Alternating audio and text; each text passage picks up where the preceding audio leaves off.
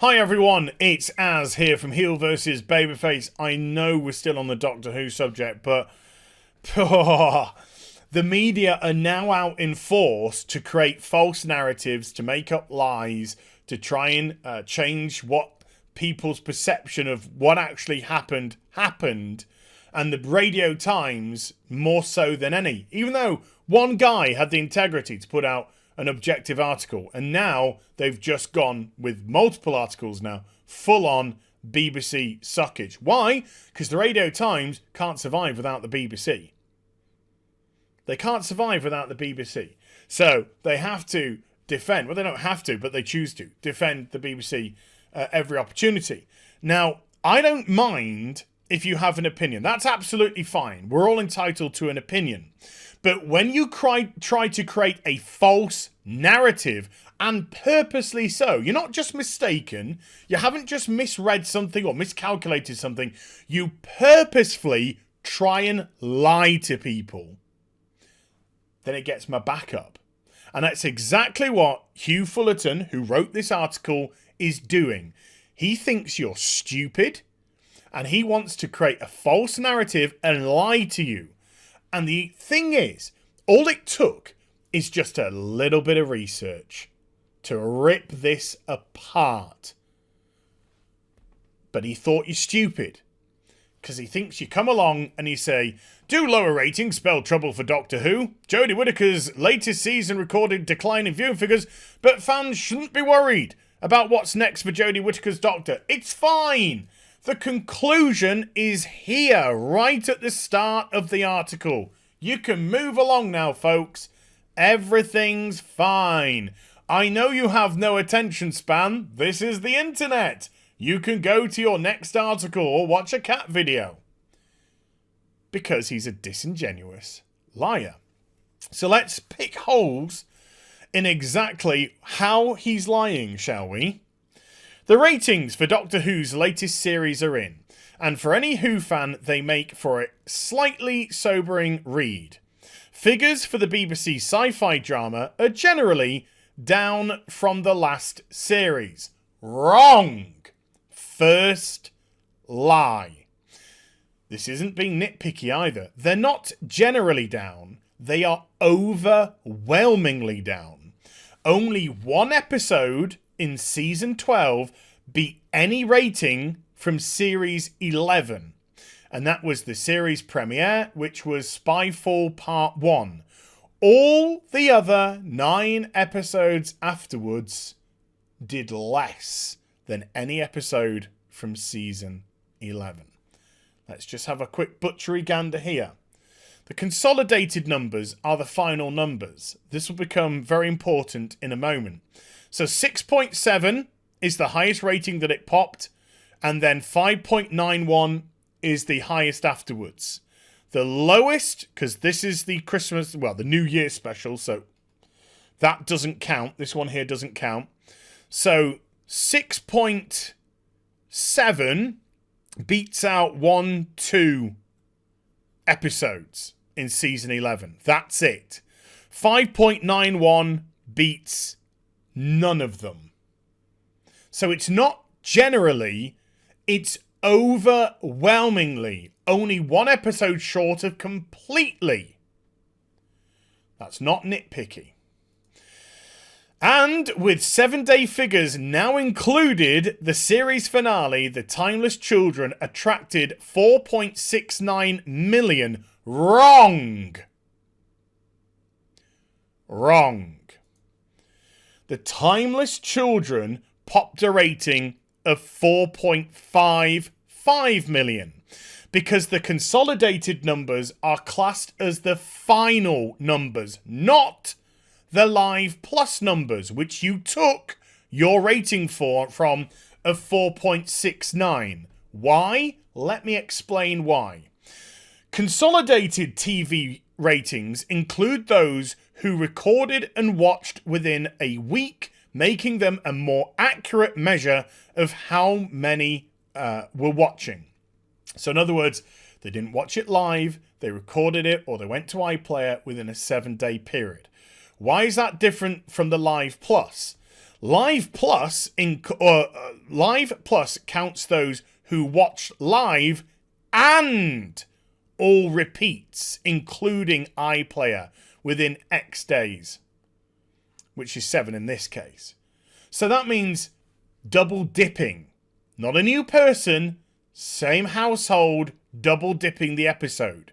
So for accuracy, they go with consolidated because that's singular watch. That's why they're the final figures. So the Timeless Children popped a rating of 4.55 million, not 4.69 million. Do your research, Hugh. But then he says, down considerably from the 6.48 consolidated who watched in the 2018 finale. So let's go back again, shall we? He's now using, because you don't include again this one, because this is the New Year's special. He goes to the 6.48 consolidated numbers to compare with the 4.69 Live Plus numbers. When if he was doing a like-for-like comparison, he should be doing 4.69 to 6.65.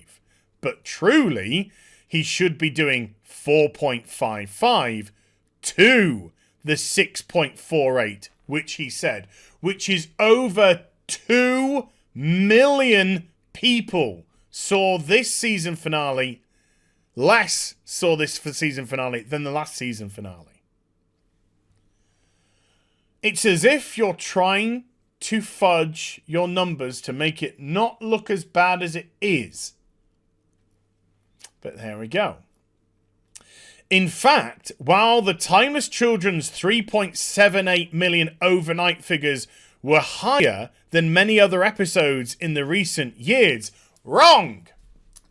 Wrong in as much as that's disingenuous, because the overnights don't count.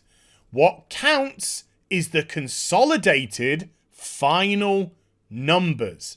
Because, just to reiterate for you, making them a more accurate measure of how many were watching. So the overnights don't mean anything. The consolidated numbers are the important one. Because there are multiple reasons, especially in today's day and age, why people might not be able to catch live TV. And so consolidated numbers with today's online facility, streaming, etc.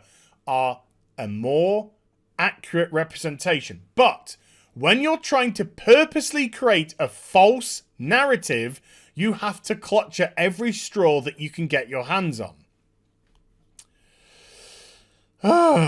So, in fact, while the Timeless Children's 3.78 million overnight figures were higher than many other episodes in recent years, the 4.697 day rating, wrong, 4.55 7-day rating, is actually, surprisingly, the lowest 7-day viewing figures the series has had since Doctor Who was revived in 2005. So, he acknowledges that it's the worst rating of New Who, but again, tries to use the slightly higher figure than the correct figure. And it's important because it's a correct number, this one, not that one. For comparison, 2017's The Doctor Falls had a 3.75 million overnight, but a 5.6 million 7-day rating. So let's bring up Capaldi's here.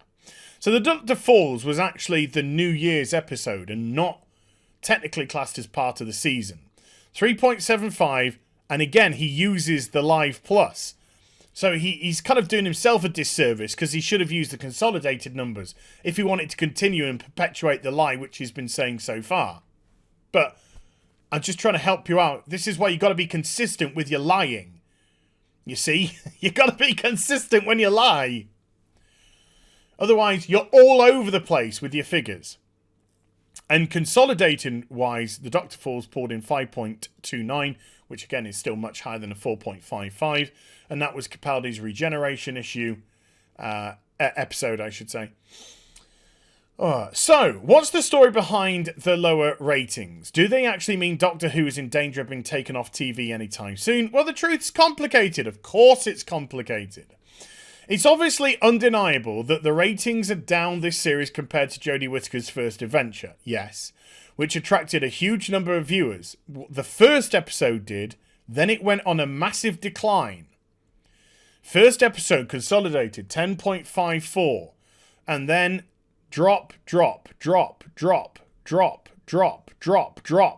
Only the season finale going up very slightly. But throughout the course of this season, throughout the course of 10 episodes, it lost 4 million viewers because people saw what the show was under Chibbs and Whittaker.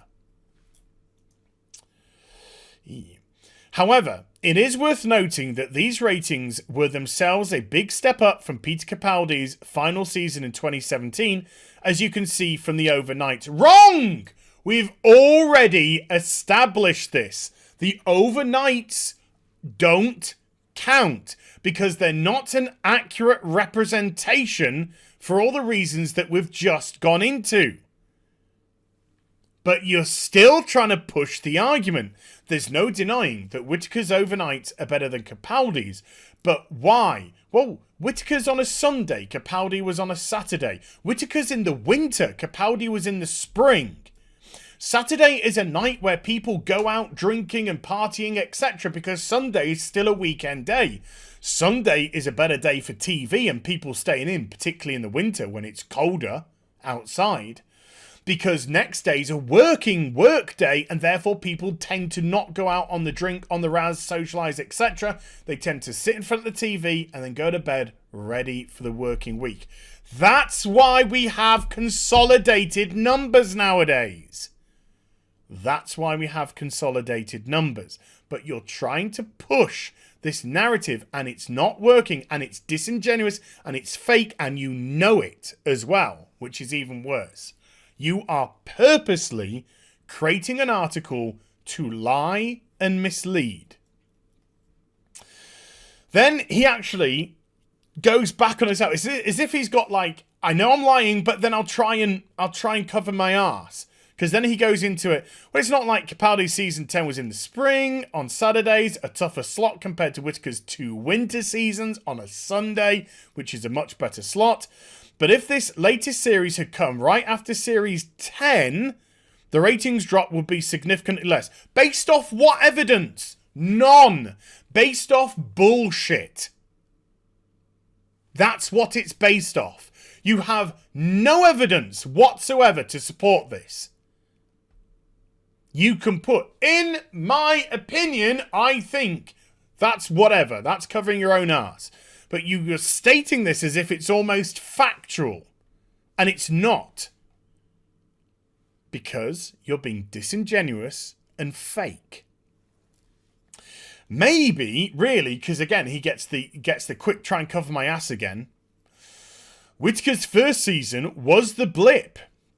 A big influx of people curious about the new casting of the Doctor. If it stopped there, I'd say fine. But then he's got to try and create another false narrative. And now things are settling down again to about the level you'd expect for a 15-year-old reboot of a nearly 60-year-old TV show. Oh, it's just that Doctor Who's old now, is it? Right. Then he calls upon this guy's ratings, which he posted a couple of days ago for Doctor Who, which are wrong. And I'll tell you why they're wrong. You see, I don't know, George. He could be a genuine person. He says that he loved season 12, so I can imagine he's more of a shill than an accurate representation. But his ratings, they look lovely, by the way. I have to admit that. They look gorgeous, but they're wrong. You see, with Whittaker, he's using her Live Plus figures to create his ratings. But with Capaldi, he's using the consolidated numbers to create his ratings. And they make for significantly different ratings. For example, this is the Live Plus rating for Season 12 of Whittaker. He puts at 5.4. It actually comes in at 5.398. So fine. Great. 5.4. That's Live Plus. If we're going by consolidated, it comes in at 5.25. 150,000 people per episode. Lower. That's significant. But with Capaldi, he puts Capaldi's season 10 at 5.5 million. But that's Capaldi's consolidated rating. If he went by his own standards and did Capaldi with the Live Plus, then Capaldi's Series 10, do you know what it would boost up to? An average of 5.9 million. Which would be right up here. And I haven't even checked these. I've got a feeling these are consolidated, and I've got a feeling that this is... Actually, I think I did do this one, but I might not have the figures. And that is Live Plus. So that's Live Plus, which is the higher number, and that's consolidated, which is the lower number. So in essence, what they've done is they've done Jodie Whittaker's rating from this column, and they've done Peter Capaldi's rating from this column, where you can see it's significantly higher in the Live Plus. So this looks very pretty, George, and it might just be a mistake. I'll give you the benefit of the doubt first, but it's inaccurate and wrong. That should be consolidated if these are consolidated. So, again, this Radio Times article calls upon incorrect figures, which he should have researched to try and boost his argument. It's not as simple as saying that clearly fans don't like the new show more and have stopped watching it. Well, I want to just do something else now. I just want to pull up another graph. I should have used this graph in my last video, but unfortunately I got very excited with my rant, and so I didn't. But this is Capaldi's third season compared to Whittaker's second season. A season, by the way, where Capaldi, apart from the first episode and this episode and that episode, actually wins every week, a season ahead of Whittaker. But don't worry about that. What I want to point you towards is, if the audience's general trend of viewership was to continue the way it had been going throughout the season finale of The Timeless Children should have pulled in an estimated 4.92 million viewers. Consolidated. It didn't. It pulled in 4.55, which actually takes it down here. So it doesn't even beat this by Capaldi. It goes down. That is an active indication of viewership declining to watch the show. Because it bucks the trend. And when something substantially bucks a trend, it's because there has been an external factor which has come into play and caused an effect. In this case, Chibnall's shockingly poor season finale, where he destroyed the history of the Doctor. 56 years, now in its 57th year, destroyed because the BBC wanted to push their diversity and inclusion policy, which they've had in effect, or, as I like to call it, the discriminatory and forced diversity policy, because that's essentially what it is. Because if you're not bringing people in based off talent, then there's something wrong, because talent is fair. because talent isn't discriminatory. You can be any race, gender, sexuality. Your talent will shine through. But it's the BBC. So a trend was bucked. People actively turned off. So it is, for the season finale, a very clear indication of people clearly stopping to watch the show. The people who would normally catch up was clearly heard about what happened and thought, why would I want to watch this? He then goes into merchandise. Merchandise for Doctor Who isn't selling. He then tries to create the narrative that if David Tennant was to take over the role of the Doctor today, as opposed to when he did, he wouldn't pull in anywhere close to the ratings that he would. Bollocks. It was David Tennant that paved the way for Matt Smith's success in America on BBC America. David Tennant was a beloved Doctor. People have the argument, who is the best Doctor of all time? 4 or 10? I'll call them 4 or 10 because I don't recognise Chibbs's retcon at all. To me, doesn't exist. Never will exist. That's how beloved David Tennant's Doctor was. David Tennant is a quality act.